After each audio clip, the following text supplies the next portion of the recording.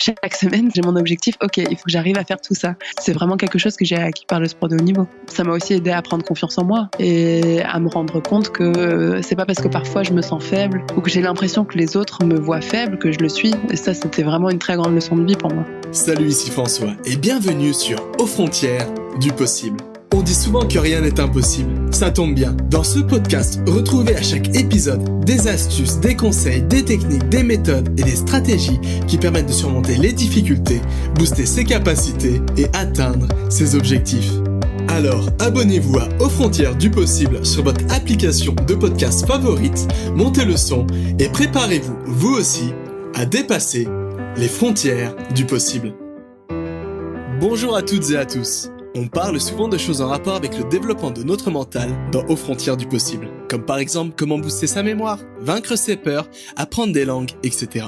Pour la première fois, on va parler de sport. Comme je dis souvent, tout est lié. On peut pas avoir un bon mental si on prend pas soin de son corps et vice versa. C'est pourquoi aujourd'hui, j'ai la chance d'avoir avec moi Alice Main.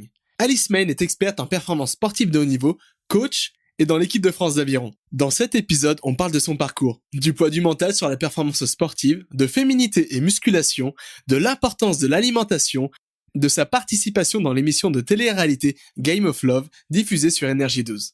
Alice nous donne même quelques conseils pour booster nos performances sportives et physiques. Alors sans plus attendre, bienvenue à Alice Main. Pour vous, mémoriser de nouvelles choses est signe de torture et d'angoisse ?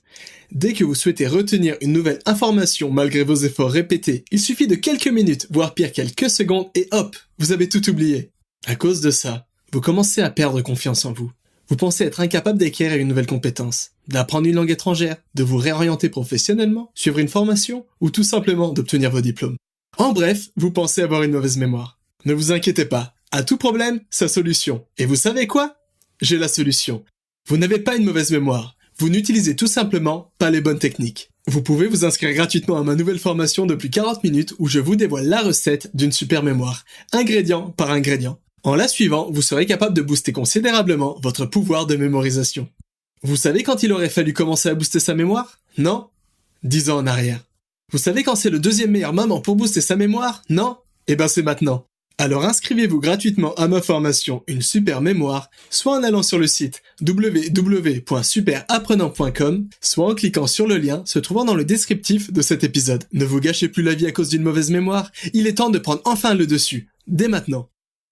Bonjour et merci de m'accueillir sur ce podcast. Je suis ravie d'être là. Je m'appelle Alice Main, j'ai 26 ans. Je fais du sport de haut niveau depuis 8 ans, donc dans l'aviron. Donc je suis en équipe de France d'aviron, je fais les championnats du monde tous les ans, les championnats d'Europe et des coupes du monde, voilà. Je suis également, parce que à l'aviron en France on n'est pas professionnel, c'est un sport amateur, donc je suis également étudiante. J'ai une licence TAPS en entraînement sportif, j'ai un master qui était plus orienté recherche en physiologie et biomécanique que je fais à l'INSEP. L'INSEP, c'est l'Institut national du sport, qui est à Vincennes, à côté de Paris, et c'est là où je m'entraîne tous les jours. Donc maintenant, j'ai repris une formation aussi pour devenir coach sportif, et je suis également en train de lancer ma boîte justement de coaching. D'accord, super. Et comment tu es arrivé un peu dans ce domaine du sport justement et de l'aviron plus particulièrement ? Alors du sport en général, en fait, j'ai été baignée dedans depuis toute petite parce que même maman faisait de la danse et c'est mon père en fait qui faisait de l'aviron. Donc, j'ai grandi à Tokyo, au Japon et en Australie pendant 6 ans. Donc, en Australie, dans le système scolaire, le sport est vraiment très intégré. Donc, c'est un peu par là que c'était un peu ça ma porte d'entrée, parce que tout le monde doit participer aux compétitions sportives, ça ramène des points à son école, etc. Et donc, j'ai fait très tôt de la natation, de l'athlétisme, de la danse. Et l'aviron, pourtant, qui est un sport très populaire en Australie, j'ai commencé seulement à rentrer en France. Donc, je suis rentrée à l'âge de 10 ans. J'ai dû commencer à 14 ans, c'est ça, l'aviron. Je faisais encore de la danse en même temps et j'ai commencé parce que mon père, il avait repris l'aviron en arrivant en France, après des longues années d'arrêt, parce qu'on habite à côté de la Marne, donc c'est très joli et très propice justement l'aviron. Et j'ai repris parce que, en accompagnement mon père au club, l'entraîneur qui me voyait grande et assez costaud Il m'a dit, ah, bah, tiens, toi, tu veux pas venir essayer l'aviron? Et il recrutait. Moi, je dis, ah non, non, moi, je fais de la danse, surtout pas de l'aviron, non, non. Et puis, au final, au bout d'un an, il m'a eu et c'est vraiment le groupe, on était 4 filles, à peu près du même niveau. On faisait un 4 au championnat de France. Donc pour moi, c'était incroyable d'aller au championnat de France, donc minime. J'avais, c'est ça, 13 ou 14 ans, je me rappelle plus bien. Et c'était pour moi une expérience incroyable de vivre ça avec d'autres filles en compétition. Alors que j'avais déjà fait de la compétition, mais en Australie, en natation et en athlé. Donc c'était vraiment des sports plutôt individuels. Et là, de vivre avec l'équipe, en fait, pour l'équipage. J'ai d'ailleurs dû faire le choix d'arrêter la danse pour l'aviron parce que mon examen pour passer au conservatoire dans le niveau supérieur était pendant les championnats de France. Donc, j'ai dû faire le choix entre la danse et l'aviron. Et comme à l'aviron, j'avais l'équipage qui comptait sur moi, je pouvais pas laisser tomber les filles, quoi. Donc, voilà, c'est un peu comme ça que j'ai fait mon choix. Et depuis ce moment-là, en fait, j'ai toujours été un peu naturellement forte physiquement. Même en Australie, quand je faisais la natation, j'ai gagné ma première course avec des longueurs et les longueurs d'avance. Et on s'est dit, ah tiens, en fait, peut-être que je suis faite pour faire du sport. J'avais déjà des muscles, j'étais déjà dessinée alors que j'avais 10 ans. Voilà, c'est aussi la génétique et c'est un peu ma chance. Parce que mes parents ont fait un peu de sport, mais pas du tout en compétition et pas du tout à haut niveau. Donc c'était vraiment quelque chose que j'ai appris à maîtriser au fur et à mesure. C'est pas quelque chose dans lequel j'ai baigné depuis que je suis toute petite, en tout cas pour la compétition. Et du coup, est-ce que la transition a été assez difficile parce que c'est des domaines qui peuvent paraître à l'opposé? Donc oui, la transition a été très difficile parce que la danse, j'en avais fait vraiment quasiment toute ma vie, enfin depuis que j'étais toute petite, j'adorais ça, mais je sentais aussi que je commençais à devenir un peu trop lourde pour la danse. J'étais trop musclée, c'était de plus en plus compliqué en plus de le faire en même temps que l'aviron. Et j'adorais le côté compétition en fait à l'aviron. Donc oui, ça a été très dur d'arrêter la danse parce que c'était pour moi une grande page qui se tournait, mais en même temps voilà, j'ai retrouvé autre chose à côté. Et ouais, je sais que j'ai fait le bon choix. D'accord, donc t'es vraiment satisfaite de ton choix. Et du coup, t'es rameuse, c'est ça? Oui, on dit une rameuse, pas une avironeuse, c'est une rameuse. D'accord, je suis une rameuse. D'accord. Et tu as souligné quelque chose qui m'intéresse personnellement parce que j'ai une grande passion pour les langues étrangères et tu as dit que tu as vécu notamment en Australie et au Japon et du coup, est-ce que tu as appris, je pense que tu parles anglais, est-ce que tu as appris aussi le japonais? Alors, quand j'étais petite, j'étais à l'école japonaise avec ma sœur et donc on jouait en japonais toutes les deux. Et puis, mon frère, c'est différent parce qu'il est né après, mais toutes les deux, on a appris à parler japonais, français et anglais en même temps. Puisqu'on a appris le japonais à l'école, l'anglais avec mon père et le français avec ma mère. Et donc, en fait, on a une vidéo où on est en train de jouer sous la table en japonais. Il y a ma mère qui arrive, on lui répond en français. Il y a mon père qui arrive, on lui répond en anglais. Et là, on se dit, c'est vraiment merveilleux. Les enfants, ça apprend tout facilement et c'est incroyable. Et en fait, on arrive en Australie. Il fallait que je me concentre sur l'anglais pour l'école, en fait. Donc, j'avais 5 ans, 6 ans. On apprenait à lire et à écrire. Donc, je faisais tout en anglais. Et comme mon père, naturellement, me parle en anglais, pas en japonais, j'ai perdu le japonais. Et en Australie, la deuxième langue qu'on apprend à l'école, c'est le français. Et ensuite, j'avais le choix entre mandarin et japonais. Et donc, on m'a dit, prends japonais, tu vas voir, ça va revenir tout seul, c'est sûr, c'est dans une petite case dans ta tête. Et en fait, pas du tout. Il y a rien qui est revenu du tout. J'ai même tout oublié ce que j'avais réappris en japonais à cette époque-là. Maintenant, j'ai juste les mots qu'on dit facilement à la maison. Itadakimasu, bon appétit. Voilà, les trucs qui sont restés un peu dans la culture chez moi, mais c'est tout. Dommage. Donc non, c'est pas resté. Et c'est très dommage parce que une langue rare en plus, ça aurait été, ouais. Je pense que le japonais, enfin tous ceux qui nous écoutent et qui apprennent le japonais justement, parce que je sais qu'il y en a, seraient bien contents d'être nés justement avec le japonais, donc c'est assez dommage de l'avoir oublié. Mais c'est pas grave, après rien n'est perdu. Après, moi j'ai eu la culture et tout ça, c'est resté. Ouais aussi, ça devait être une super expérience aussi. Ouais. Pour revenir au sport, j'aimerais te poser une question. Le sport de haut niveau, c'est quelque chose d'assez difficile, avec beaucoup de pression, etc. Et je voudrais savoir un peu les difficultés que tu as eues justement dans ta carrière de rameuse. Alors, en fait, ma difficulté, je me suis rendu compte par la suite, c'était un peu d'avoir été forte facilement parce que j'avais justement la chance d'avoir des bons gènes qui faisaient que j'étais musclée, assez forte et puissante naturellement pour mon âge en fin d'adolescence, quoi. Donc 15, 16 ans, 17 ans, c'était assez facile pour moi d'être forte, mais juste naturellement en fait, donc j'avais pas besoin de mettre du travail. Oui, je m'entraînais, mais j'avais pas besoin d'aller chercher comme certaines, on s'en est rendu compte plus tard en parlant avec d'autres rameuses en équipe de France, souvent les petites, parce que je suis plutôt grande de taille, je suis 1m78, mais à l'aviron c'est à peu près normal, enfin toutes les rameuses sont à peu près 1m80, et il y en a qui font 1m70. Et en fait, ces rameuses-là, souvent, elles ont dû plus aller chercher la performance, donc en passant par le niveau mental aussi, en passant par plus d'envie, plus de motivation à aller chercher les plus grandes rameuses qui, elles, avançaient naturellement plus vite par leur taille en fait. Un âge où, voilà, autour de 15-16 ans, c'est beaucoup les qualités physiques qui vont prendre le dessus, alors qu'après, l'aviron, c'est un sport très très technique. Donc, les rameuses plus petites ont dû plus développer leur technique plus tôt et aussi leur mental. Parce que pour pallier un peu au déficit d'amplitude et de force physique qu'elles n'avaient pas. Et donc, en fait, je me suis rendu compte qu'à 18 ans, je savais plus trop si je voulais faire de l'aviron ou pas, parce qu'en course, plus le niveau augmentait, en fait, au fur et à mesure des années, plus je me retrouvais en difficulté en course. Et du coup, je commençais à me dire, mais en fait, je suis nulle, j'arrive pas à me battre, ça se trouve, je suis pas faite pour ça, j'ai l'impression de souffrir plus que les autres, ou de pas réussir à pallier à la douleur, en fait, à ce sentiment de douleur et de je suis épuisée, je veux juste m'arrêter, et j'avais pas un peu cette motivation profonde comme certaines autres qui ont dû le développer plus tôt. Et en fait, une des plus grosses difficultés pour moi, c'est qu'à l'aviron, c'est culturellement installé que le fait que si tu as besoin de préparation mentale, ça veut dire que tu es faible. Et à l'aviron, on peut pas être faible. Donc, il n'y a pas de préparation mentale. Et pour moi, c'était une honte, en fait, de ressentir ça, de me dire en course, je suis la seule à avoir des doutes, je suis la seule à avoir des moments où je lâche, où je me sens pas forte du début à la fin d'une course. Donc, en aviron aussi, pour expliquer, c'est des courses de 2000 mètres. Donc, ça dure à peu près 7 minutes. Donc, on est entre l'aérobie, l'anaérobie, voilà. Donc, c'est assez lactique comme sport. Donc, ça brûle les jambes, ça brûle le ventre, ça brûle les bras, les poumons, tout.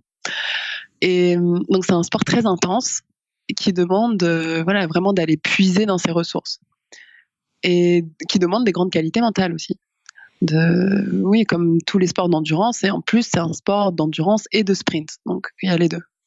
Je me suis retrouvée à 18 ans, en fait, en me disant, ça se trouve, je suis juste pas faite pour ce sport, puisque apparemment, il faut être fort mentalement. Moi, je suis pas forte mentalement. Je suis nulle. Enfin, voilà, je me sentais vraiment nulle et tout. Et c'est quelque chose j'ai quand même réussi à continuer une carrière internationale en ramant en équipe de France parce que j'étais à peu près dans les meilleurs, mais j'ai jamais réussi à me qualifier pour les Jeux Olympiques. J'ai jamais réussi à passer le cap qui faisait que j'étais vraiment dans les 4 meilleurs. Et donc en fait, c'est à partir du moment où j'ai vraiment eu un blocage en course une fois en tant que senior, donc il y a 2 ans maintenant, où je me suis donc à mi-parcours, je me suis quasiment arrêtée en fait. Donc j'ai tout lâché, j'ai arrêté de me battre. Et là je me disais ah ouais, mais donc en fait c'est quelque chose qui m'a suivi depuis super longtemps. Je disais mais je vais vraiment arrêter l'aviron à cause de ça, c'est pas possible. Je suis sûre que c'est quelque chose qui se travaille. En plus, j'ai fait STAPS, donc je sais que la préparation mentale, c'est quelque chose qui fonctionne. C'est juste que pendant toute ma carrière et toute ma vie à l'aviron, c'était un peu tabou. On se disait, non, je vais pas faire appel à un préparateur mental. Je suis pas faible, je veux pas être faible. Et donc, je me battais un peu tout le temps contre ces idées reçues-là. Et donc, j'ai commencé à faire un travail en psycho, à être suivie par un psy et avec une sophrologue.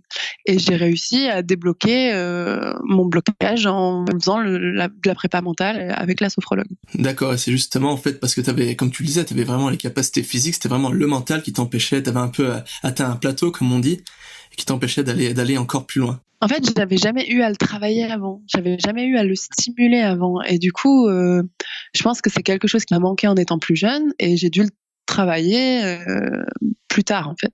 Et est-ce que maintenant c'est encore quelque chose de très tabou dans l'aviron justement et dans le sport en général de parler du mental, ou ça se développe de plus en plus? Je trouve que c'est quelque chose d'assez entre athlètes en tout cas.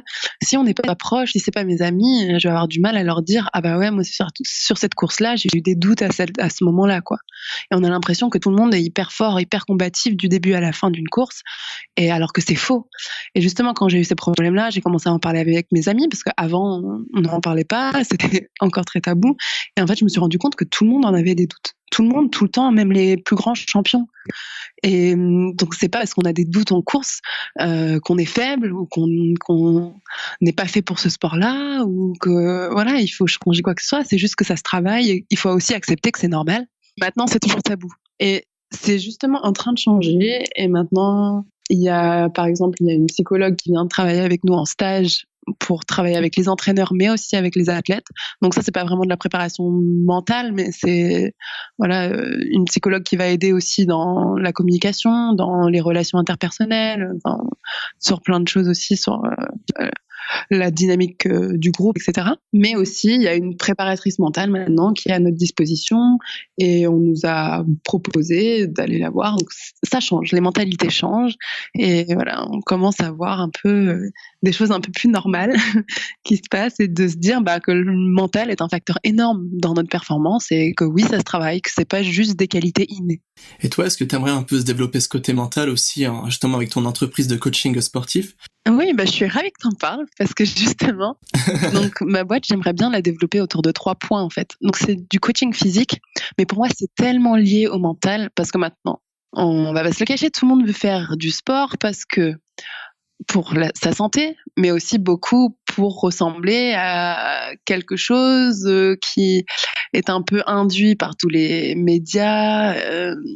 Et donc, la culture Instagram. Voilà, c'est ça. Et donc, ressembler à toutes ces filles Instagram qu'on voit en bikini sur la plage, qui sont magnifiques. Il n'y a pas de cellulite, il n'y a pas de forme. Voilà, c'est ça.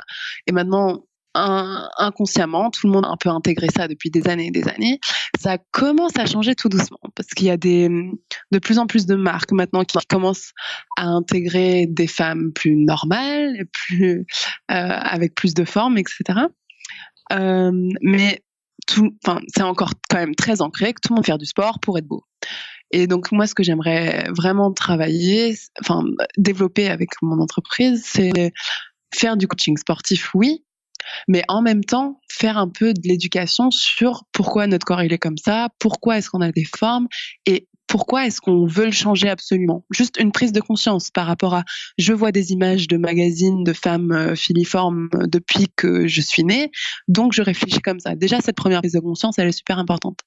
Et ensuite, à partir de là, juste apprendre à aimer son corps comme il l'est, et travailler plus sur la notion de santé et de mon corps est capable de faire ça. Je suis capable de soulever mes 3 packs d'eau toute seule, et j'ai pas besoin d'un mec pour venir m'aider à porter les courses, parce que je suis forte, parce que je m'entraîne et que je développe de la force, de la puissance, et que je suis capable de courir sans être essoufflée pour attraper le bus. Je suis capable, de faire plein de choses toute seule de manière autonome, et je suis forte. Et en plus, ça fait se sentir bien plus confiante. Et pour moi, c'est vraiment ce côté-là que je veux développer, et ce tout, en fait. C'est vraiment le lien entre le physique et le mental.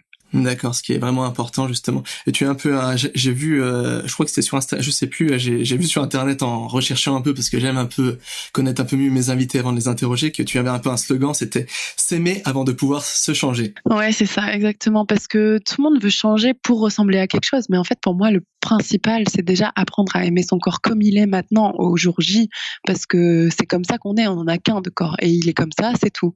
Et après, si on veut le changer, oui, je suis pas contre, bien sûr. Je comprends qu'on se sent mieux avec 3 kilos en moins, et moi aussi c'est pareil, mais il y a déjà juste une prise de conscience de se dire ok, pourquoi est-ce que je veux changer. Et quand c'est orienté sur la santé, pour moi il n'y a aucun souci, mais si on se torture l'esprit à longueur de journée alors qu'au fond, on peut s'aimer comme ça. Pour moi, c'est vraiment dommage. Il y a tellement de femmes qui se torturent l'esprit pour 2 kilos qu'elles pensent être en trop, alors qu'ils ne le sont pas, et que c'est juste être en bonne santé et dans un corps voilà, qui fait tout ce qu'il a besoin de faire sans avoir de handicap, sans être voilà, et juste apprendre à aimer son corps avant de vouloir le changer. Pour moi, c'est le point de départ. Et pas forcément le changer par rapport à une image qu'on nous donne, parce que je sais que c'est un gros problème, il y a des extrêmes. J'avais eu, justement, il y avait une mode, là, c'était il y a 1 ou 2 ans, justement, pour les filles, de pas avoir les cuisses qui se touchaient entre les jambes quand tu m'as. Alors du coup, t'avais des exercices spéciaux, des gens qui faisaient de la chirurgie, juste pour un peu transformer le corps par rapport à cette mode. Donc c'est quelque chose d'assez dangereux, je trouve, et extrême. Mais maintenant, c'est vrai qu'aux États-Unis, ça se développe de plus en plus le fait maintenant tout le monde veut des fesses. Donc déjà, c'est mieux parce que ça veut dire qu'il faut construire du muscle. Donc voilà, c'est dans une optique, moi, déjà, qui me va un peu mieux parce que il faut s'entraîner pour construire le corps qu'on veut et pas juste ne pas manger ou perdre des calories pour ne pas prendre de poids. Enfin, pour moi, ça c'est juste à l'encontre de la santé, mais au plus haut point, quoi. Et donc voilà, vouloir prendre du muscle maintenant, c'est quand même quelque chose qui est de plus en plus développé, beaucoup plus aux États-Unis qu'en France et en Europe pour l'instant, mais c'est quand même ça se développe de plus en plus. Donc, pour moi, quand ça va dans cette optique-là, pour moi, c'est une bonne chose. Et justement, en tant que toi, qui est une athlète de haut niveau et assez musclée, pense par rapport à l'image de la femme et de la féminité, est-ce que tu trouves que c'est quelque chose de tabou, un peu, ou... C'est encore très difficile d'être une femme, enfin très difficile, hein, on n'exagère pas non plus, mais difficile d'être une femme musclée en France. Par exemple, moi je suis assez dessinée, donc je suis assez sèche du haut du corps, donc on voit mes muscles si je suis en débardeur. Pendant des années, j'osais pas me mettre en débardeur ou en robe à fines bretelles parce que je détestais montrer mes muscles, mes bras. Et maintenant, justement, par les réseaux sociaux, avec le mouvement de positivité corporelle, donc c'est le body positivity en anglais, ça m'a moi personnellement beaucoup aidé juste à accepter mon corps comme il est et à l'aimer.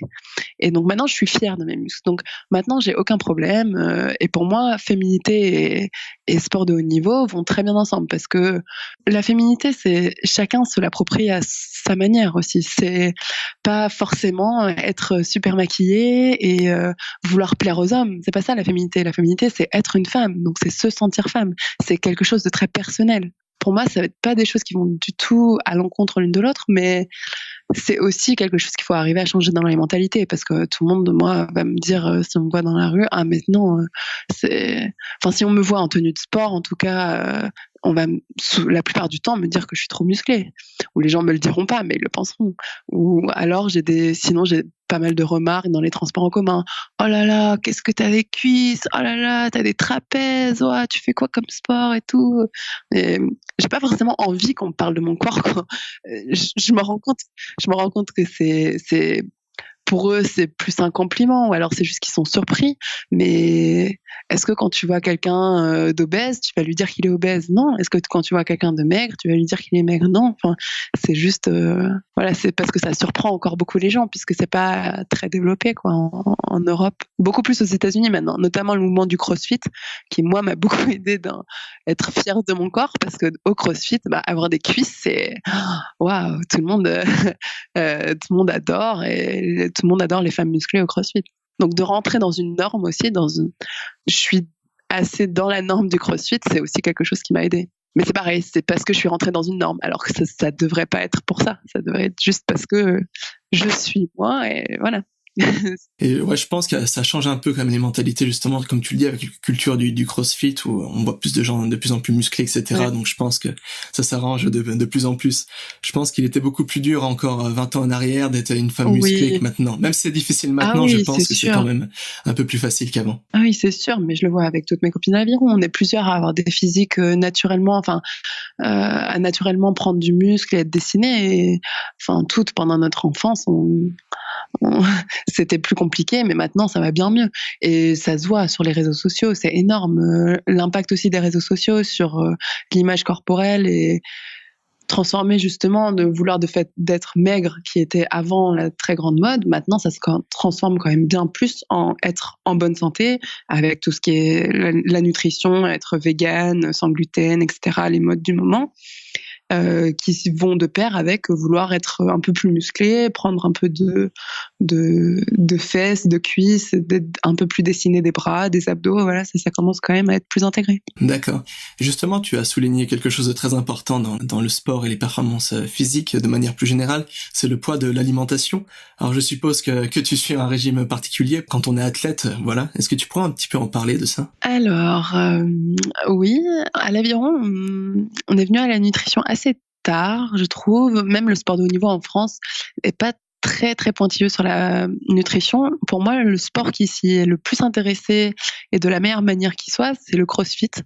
Parce que donc en fait, maintenant on commence à parler de macronutrition et donc on ne parle plus de calories en fait. Comment dire, à l'Aviron, on n'avait pas besoin. J'ai pas de catégorie de poids, donc je peux faire le poids que je veux. Et plus je suis lourde, enfin plus j'ai de muscles, mieux c'est. Mais il faut pas que je transporte non plus trop de surplus parce que je suis quand même dans un sport où je suis portée et je dois porter mon poids, en plus du poids de mon bateau et de l'équipage. Donc voilà, faut pas trop prendre non plus, mais on nous disait pas vraiment qu'il fallait qu'on perde du poids, enfin voilà, c'était quand même assez libre. Mais moi, je me suis intéressée plus à la nutrition, notamment avec le CrossFit, où en fait, on se rend compte qu'on fait du sport, donc on crée de l'acidité dans notre corps, et que par la nutrition, on peut réduire cette acidité en ingérant plus d'antioxydants. Il y a plein de petites choses qu'on peut intégrer au quotidien. Par exemple, ma routine, c'est le matin, c'est du jus de citron dans un verre d'eau tiède. Dans mon bol d'avoine, je prends des amandes, des noisettes, des graines de chia et voilà, du lait de soja. J'ai changé quelque chose, mais j'ai pas non plus changé toute mon alimentation parce que j'ai toujours mangé très varié, j'ai toujours aimé, de tout. Donc voilà, j'ai pas eu trop de problèmes là-dessus, mais c'est vrai que juste de s'intéresser un peu plus à la qualité des produits qu'on mange, voilà, c'est plus ça un peu le changement qu'on fait aujourd'hui dans le sport, et aussi le fait qu'on a intégré pas mal. Maintenant, c'est quasiment systématique qu'on mange quelque chose tout de suite après l'entraînement. Parce qu'en fait, ça permet de recréer le stock d'énergie sans prendre de poids, parce que la nourriture va tout de suite être ingérée par les stocks des muscles, en fait, et tout de suite aller dans le système digestif pour la récupération. Et moi, j'ai une question plus personnelle, qui m'intéresse plus personnellement, parce que moi, je suis végétarien. Ouais. Et je voulais savoir, justement, est-ce qu'on peut devenir athlète ou avoir de bonnes performances physiques tout en étant végétarien ou vegan? Oui, bien sûr. Justement, moi, j'aimerais bien essayer tester un régime végétarien ou vegan pendant un certain temps pour voir si je ressens des différences sur mon corps, parce que la viande, c'est très acide. Et justement, par rapport à l'acidité du corps, c'est ce qui est le plus important dans le sport de haut niveau, c'est de revenir à un niveau basique, donc réduire l'acidité du corps. Et donc oui, toutes les protéines se trouvent dans les végétaux et dans tous les produits, les lentilles, les légumineuses, tout ça. Plein de choses sont pleines de protéines, plein de produits sont plein de protéines, sans que ce soit des protéines animales. Et c'est des substituts qui sont parfaits pour le haut niveau. Donc, je pense que c'est vraiment compatible, notamment parce que je vois des athlètes du CrossFit qui sont des athlètes incroyables, qui s'en sortent très bien sans protéines animales. Donc ça fonctionne, ça. Ouais. C'est pas incompatible. Non, c'est pas incompatible. Et est-ce que tu aurais des conseils pour nos éditeurs, justement, nos auditeurs qui peuvent être un peu sportifs, justement, pour améliorer leur performance sportive? Moi, je pense que le premier point pour améliorer ses performances sportives, donc déjà, c'est d'être bien rigoureux dans son entraînement. C'est vraiment de se fixer des objectifs avec un planning auquel on se tient. Et ça va aider sur le côté mental aussi, de se dire, voilà, j'ai fait tout ce qu'il fallait, je suis prêt pour les différentes échéances des compétitions, que ce soit en course à pied, en 10 km, ou que ce soit un match de basket ou quoi. Et déjà se sentir prêt. Et puis ensuite, pour moi, je pense que vraiment, parce que c'est ce qui m'est arrivé aussi personnellement, que le côté mental, j'ai eu un déclic énorme aussi en passant par un travail de sophrologie. Donc j'ai fait beaucoup de visualisation. Et aussi pour c'était un peu le côté rassurant de me dire je sais ce qui va se passer, je suis en contrôle de ce qui se passe. Et je pense vraiment que de travailler soit avec une préparatrice mentale, soit avec de la sophrologie ou de la méditation, je pense que c'est vraiment des moyens qui peuvent vraiment aider sur la performance sportive, mais de tout type de performance sportive. Que ce soit juste un 10 km qu'on s'est dit allez, c'est mon petit objectif de l'année, je veux faire ça cette année, je me donne un objectif de temps, et je pense qu'aussi pas forcément prendre une préparatrice mentale si on a juste une course sur l'année, mais aller voir sur internet ce qui peut se faire, aller voir sur Stronger You FR, donc c'est ma boîte, où je vais donner des petits conseils aussi sur quelque chose de plus précis, je sais pas exactement, mais déjà de prendre la chose la plus importante, c'est de prendre conscience qu'on est capable de le faire en fait.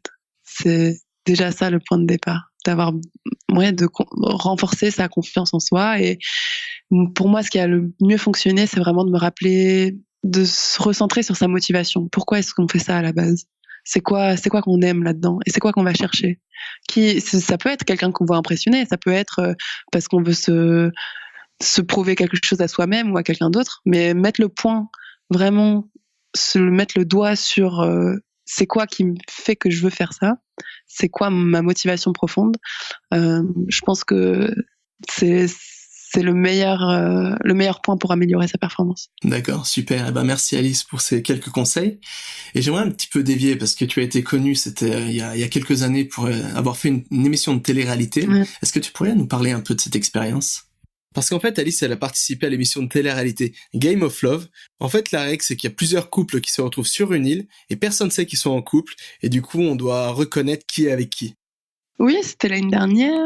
Enfin, ça a été diffusé l'année dernière. Oui, c'est ça, il y a 1 an exactement.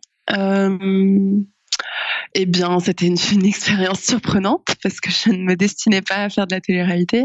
En fait, j'étais avec mon copain, on a été castés par un ami en commun avec la casteuse de l'émission pour faire une émission qui est passée sur Énergie 12. Ça a été une très bonne expérience parce que j'ai découvert justement le monde de la télé. On était entouré d'une équipe de 60 techniciens, donc caméramans, toute l'équipe ingé son. C'est un travail énorme derrière. Donc déjà de découvrir tout ça pour moi, c'était génial. Et puis on était au Mexique pendant 1 mois, donc je vais pas me plaindre. C'était même un petit job d'été qui était assez sympa. Ça m'a surtout permis de découvrir un monde différent. Ensuite aussi, ça m'a permis de gagner quelques followers sur Instagram. Donc c'est vrai que maintenant Instagram, c'est une plateforme qui peut devenir une plateforme de business, quoi. Donc surtout quand on est dans le domaine du sport et du fitness, etc. Ouais. Et pour moi, c'est une porte d'entrée sur des petits boulots ou des opportunités qui peuvent un peu m'aider financièrement parce que on n'est pas sportif professionnel à l'Aviron en France. Donc, je cherche aussi les moyens pour essayer d'arrondir les fins de mois et de m'aider de ce côté-là. Mais après, c'est beaucoup de travail aussi, Instagram. Donc, mais au moins, j'ai eu l'opportunité par cette télé-réalité, au moins d'avoir la possibilité de, si je veux et si je peux mettre le travail qu'il faut sur Instagram, un peu trouver des opportunités pour développer ma boîte aussi, parce que c'est une création d'un réseau énorme aussi. Juste, j'ai 20 000 personnes qui me suivent sur Instagram, c'est pas énorme par rapport à d'autres stars de la télé-réalité. Nous, ça a vraiment pas marché. Mais c'est très bien. Notre émission c'est très bien. N'a pas marché du tout et ça me dérange pas du tout. Non, c'était à assez petite échelle quand même. En fait, on n'était pas assez. J'ai accepté de faire cette télé-réalité parce que les producteurs nous ont dit qu'ils voulaient faire quelque chose de différent, sans script préécrit à l'avance, sans scénario préétabli. Donc quelque chose d'assez naturel en fait. On était libre et c'était un jeu et avec des personnes. Eux m'avaient promis que je m'entendrais bien avec la plupart des personnes qui seraient là, parce que j'avais peur je me voyais pas du tout dans le monde de la télé-réalité que moi j'ai pu regarder, notamment en stage avec les filles à l'entraînement, je me voyais pas avec des personnes comme ça au quotidien en fait. Et c'est vrai, j'ai eu raison de faire confiance aux producteurs qui sont des personnes super et qui ont vraiment essayé d'amener une autre face de la télé-réalité à la télé française, mais ça n'a pas marché parce qu'il n'y a pas assez d'histoire, il n'y a pas assez d'embrouilles, il n'y a pas assez de clash. D'accord. Donc la télé-réalité gentille ne fonctionne pas. Mais ouais, c'était une super expérience aussi parce que financièrement, j'ai gagné à la fin avec. D'accord, super, félicitations. Et du coup, merci. et j'ai bien aimé parce que j'ai gagné parce que parce que j'ai réussi, je sais pas comment dire, mais en gros, j'ai gagné en étant fair play. Et voilà, sans faire de magouille, sans devoir mentir à tout le monde, sans essayer de retourner le cerveau de tout le monde. Donc, ouais, j'étais assez contente. Les gens ont voté pour nous parce qu'ils nous aimaient bien. Et donc, il y avait un peu une petite morale à la fin de notre histoire. Et c'était joli, quoi, pour de la télé-réalité, quoi. Et justement, est-ce que tu penses que le monde de la compétition sportive t'a aidé justement à gagner cette émission de télé-réalité? C'est-à-dire résister à la pression, à la compétition, etc. Oui, c'est vrai que c'est quelque chose dont on n'a pas trop parlé là, mais la compétition, c'est sûr, je sais gérer la pression, je sais voilà, rester calme et garder voilà tous mes moyens quand il le faut, quoi, au moment opportun. Et oui, toutes les semaines, on était quasiment sûr de se faire éliminer, et puis on s'accrochait et on essayait de trouver une stratégie pour voilà un peu se faufiler entre les mailles du filet à chaque fois, et puis ça a fonctionné. Mais c'est aussi un peu par les qualités sociales de mon copain aussi, et puis parce que je m'entendais bien avec les gens. C'est aussi parce qu'on a créé des liens. Voilà, c'est pas. Oui, j'ai réussi à résister à la pression. J'ai pas tout lâché en me disant non, ça y est, c'est fini, j'en peux plus, parce que c'était dur. En fait, on devait cacher le fait qu'on était en couple. Et donc oui, c'était très dur, même au niveau émotionnel. Je suis quelqu'un de très sensible en plus, donc j'avais du mal à ne pas pleurer. Voilà. Il fallait que je m'isole un peu de temps en temps, mais voilà, c'était ça va, on a bien résisté à la pression, mais c'est pas juste par le sport de haut niveau qu'on a gagné, je pense. Après, peut-être que le sport de haut niveau permet aussi de développer des qualités sociales plus que si j'en avais pas fait, parce qu'on est en équipage, parce qu'on est tout le temps en stage, donc quasiment 2 semaines par mois, je vis au quotidien avec les filles avec qui je m'entraîne, avec qui je suis en compétition pour les sélections, mais avec qui aussi je vais faire les équipages à la fin de l'année. Donc c'est des relations aussi qui sont un peu parfois compliquées, mais justement ça crée des bonnes compétences sociales, je dirais. Super. Et de manière plus générale, qu'est-ce que le sport t'a apporté dans ta vie? Le sport m'a apporté beaucoup de rigueur dans ma vie, voilà, savoir me tenir à un programme, à une planification, à un objectif, surtout un objectif à très long terme, parce qu'on s'entraîne tous les jours, 2 fois par jour. On s'entraîne à peu près 20-25 heures par semaine, ça dépend des semaines. En plus des entraînements, donc ça demande beaucoup d'organisation. J'ai appris à voilà, mettre des objectifs hauts, que ce soit sur les résultats en compétition, mais aussi sur l'organisation de ma semaine. C'est rare que je suis obligée de refuser certaines choses, des sorties, etc. Mais j'essaye vraiment d'arriver à tout caler dans ma semaine. Et donc ça aussi, c'est chaque semaine, c'est un peu, j'ai mon objectif. Ok, il faut que j'arrive à faire tout ça. Et déjà ça au quotidien, de se dire, ok, là j'ai mon planning, je m'y tiens. Et ça, c'est une rigueur qui va vraiment me servir dans la vie. Et c'est vraiment quelque chose que j'ai acquis par le sport de haut niveau. Ça m'a aussi aidé à prendre confiance en moi et à me rendre compte que c'est pas parce que parfois je me sens faible ou que j'ai l'impression que les autres me voient faible que je le suis. Et ça, c'était vraiment une très grande leçon de vie pour moi. Super, super. Et ben merci Alice en tout cas d'avoir pris le temps de participer à cette interview. Et pour conclure, est-ce que tu pourrais nous raconter un peu tes projets et où est-ce qu'on peut te suivre? Alors, pour l'instant, donc je suis en formation, donc j'ai pas beaucoup de temps pour développer ma boîte. J'ai pas commencé à faire de coaching, mais vous pouvez me suivre sur Instagram. Donc c'est @StrongerYou_FR. Donc StrongerYou, c'est StrongerYou_FR. Ça, c'est mon Instagram donc professionnel. Et sinon, mon Instagram personnel, c'est @alice.mayne, MAYNE. Voilà. Je rappelle aux auditeurs que je mettrai tous ces liens dans le descriptif du podcast, donc vous n'aurez plus qu'à cliquer sur le lien pour vous retrouver directement sur l'Instagram d'Alice.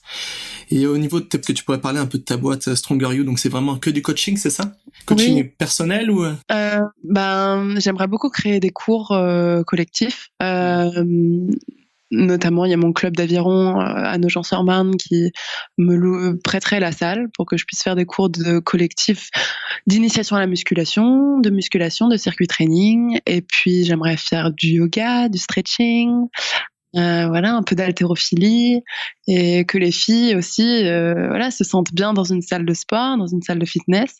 Après, je veux pas m'orienter que sur le public féminin, bien sûr, je suis ouverte à coacher les mecs, il n'y a pas de souci. Et justement, je suis en formation pour m'améliorer là-dessus et devenir une bonne coach pour vous après, plus tard, dans Stronger You. Et pour l'instant, avec Stronger You, je suis vraiment sur le développement du réseau, que tout le monde sache, qu'on commence à en parler de plus en plus, et je vais essayer un peu de m'associer avec plusieurs marques. Là, en ce moment, avec Lululemon, c'est une marque de vêtements, donc avec la boutique à Paris, je vais sûrement aller faire 1 ou 2 cours dans leur boutique. Donc, je mettrai tout ça sur mes réseaux. Il n'y a pas de souci. Eh ben super, c'était super intéressant. Merci beaucoup Alice d'avoir pris le temps de participer à cette conversation.